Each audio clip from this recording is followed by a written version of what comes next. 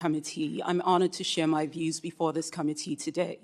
Just want to state that CSIS does not take policy positions, so the views represented in this testimony are my own and not those of my employer. In this testimony, I would like to reinforce the recommendations that I made before this committee in March.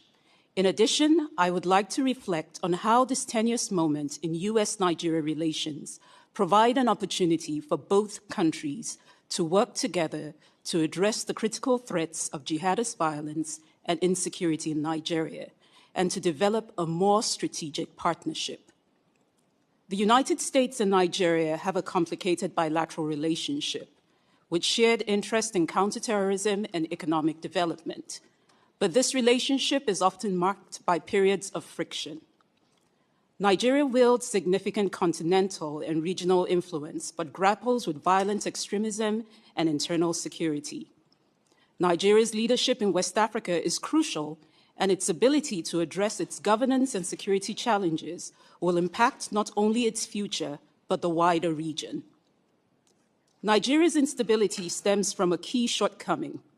Despite 64 years of independence, it has yet to establish a national identity grounded in basic freedoms and dignity. Currently, ethnicity, religion, and language, rather than nationality, define the identity of its diverse population. Understanding the violence in Nigeria requires looking beyond its apparent religious and ethnic motivations. For me, growing up in Jos Plateau State, I've witnessed the impacts of these ongoing conflicts on vibrant communities. In addition, coming from a family involved in Christian missionary work, I recognize the shared faith between Christian communities in Nigeria's Middle Belt and those in the US, rooted in the history of American missionary efforts.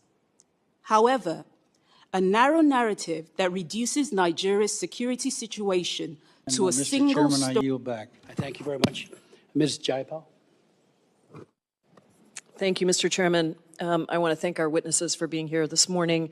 And before we turn to Nigeria, since this is the first time we have you in front of us, in front of the committee, I just want to quickly talk about Sudan, because I do think this is so critical. And the humanitarian situation there, the incredible numbers, 400,000 killed, over 11 million displaced, 30 million in need of humanitarian aid.